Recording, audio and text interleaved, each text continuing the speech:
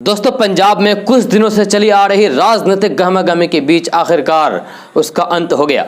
अंत यह हुआ कि पंजाब के मुख्यमंत्री कैप्टन अमरिंदर सिंह अपने पद से यानी कि सीएम पद से इस्तीफा दे दिया है। जी हां, इसके बाद उन्होंने बताया है कि कांग्रेस अध्यक्ष यानी कि राहुल गांधी को मैंने सुबह ही इस विषय में बता दिया था कि मैं इस्तीफा दे दूंगा। इसके साथ ही उन्होंने यह भी कहा है कि यह पहली बार नहीं हुआ है, यह तीसरी बार हुआ है जब मेरे नेतृत्व पर शंका जाहिर की गई है। कैप्टन अमरिंदर सिंह ने कहा है कि मुझे लगता है कि मेरा अपमान हुआ है और इस कारण मैंने इस्तीफा देने का फैसला किया है। जी हां, उन्होंने कहा है कि अब आला कमान जिसे चाहे उसे सीएम बना दे। उसके बाद कयास लगाए जा रहे हैं कि पंजाब का अगला मुख्यमंत्री कौन होगा।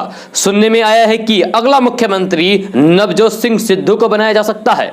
जी हां, यह संभावना है। इसी बीच कैप्टन अमरिंदर सिंह के बारे में लोग सर्च कर रहे हैं कि कैप्टन अमरिंदर सिंह कब आर्मी में भर्ती हुए थे और वे राजनीति में कैसे आए, कब आए। तो इन सारी बातों को अभी हम आपको इस वीडियो में बताने जा रहे हैं। आप अंत तक बने रहिए हमारे साथ। उससे पहले आपको बता दूं कि कांग्रेस नेता नवजोत सिंह सिद्धू को पंजाब कांग्रेस का प्रदेश अध्यक्ष बनाए जाने के बाद से ही कांग्रेस की अंतरकलह बढ़नी शुरू हुई थी और यह बढ़ती चली गई। जी, एक तरफ पंजाब के मुख्यमंत्री कैप्टन अमरिंदर सिंह है तो दूसरी ओर प्रदेश कांग्रेस के अध्यक्ष सिद्धू। जी हां, 2022 विधानसभा चुनाव के ठीक 6 माह पहले प्रदेश कांग्रेस अध्यक्ष नवजोत सिंह सिद्धू ने कैप्टन के खिलाफ बगावत का नेतृत्व करते नजर आ रहे थे।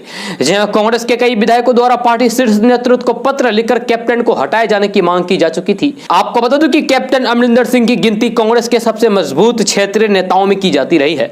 जी हां, 2017 विधानसभा चुनाव में उनके नेतृत्व में ही पार्टी ने 117 से 77 सीटों पर जीत दर्ज की थी और 10 साल बाद कांग्रेस का पुनः स्थान किया। तब पार्टी ने न केवल शिरोमणि अकाली दल को शिकस्त दी थी बल्कि आम आदमी पार्टी के सपने भी चकनाचूर कर दिए थे। सीएम अमरिंदर सिंह पटियाला के दिवंगत महाराजा यादविंगर सिंह के बेटे हैं।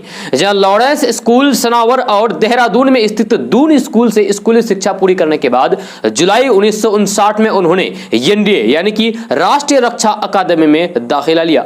दिसंबर 1963 में वहां से स्नातक हुए और फिर 1963 में भारतीय सेना में शामिल हो गए। जी हां, उन्हें उसी दूसरी बटालियन सिख रेजिमेंट में तैनात किया गया जिसमें उनके पिता और दादा ने सेवाएं दी थी। जहां राजनीतिक विश्लेषकों का मानना है कि सैनिक पृष्ठभूमि से आने वाले कैप्टन अमरिंदर सिंह इतनी जल्दी हार मानने वालों में से नहीं है। Captain Amarinder Singh field area Bharat Tibet सीमा पर 2 साल तक सेवाएं दी है। जहां हालांकि सेना में उनका कैरियर छोटा रहा। जब पिता को इटली का राजदूत नियुक्त किए जाने के बाद 1965 की शुरुआत में उन्होंने सेना से इस्तीफा दे दिया था क्योंकि घर पर उनकी जरूरत थी। हालांकि पाकिस्तान के साथ युद्ध छिड़ने के बाद फिर से सेना में शामिल हो गए और युद्ध अभियानों में हिस्सा लिया। युद्ध समाप्त होने के बाद 1966 की शुरुआत में उन्होंने फिर से इस्तीफा दे दिया। अब आपको बताने जा रहे हैं कैप्टन अमरिंदर सिंह की राजनीतिक कैरियर के बारे में।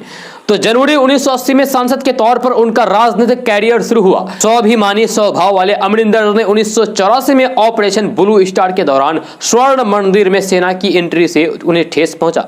जहां उन्होंने इसके विरोध में लोकसभा की सदस्यता और कांग्रेस पार्टी दोनों से इस्तीफा दे दिया।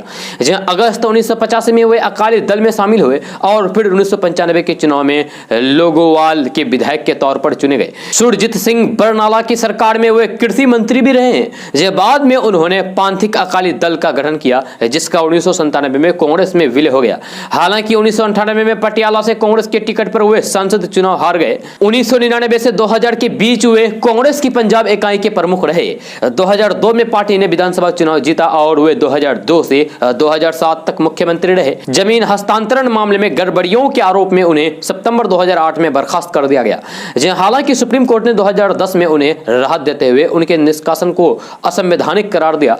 फिर वे साल 2013 तक कांग्रेस प्रदेश प्रमुख रहे। साल 2014 में मोदी लहर के बावजूद भी उन्होंने लोकसभा चुनाव में अमृतसर सीट से बीजेपी नेता अरुण जेटली को 1 लाख से अधिक वोटों के अंतर से हरा दिया। जी हां, 2017 में पार्टी ने उनके नेतृत्व में चुनाव लड़ा और वे अब तक मुख्यमंत्री पद पर बने हुए थे। आपको बता दूं कि कैप्टन अमरिंदर सिंह कई किताबें भी लिख चुकी है। कैप्टन अमरिंदर सिंह के इस्तीफे की खबर पर सोशल मीडिया पर तमाम तरीके की प्रतिक्रिया आने लगी है।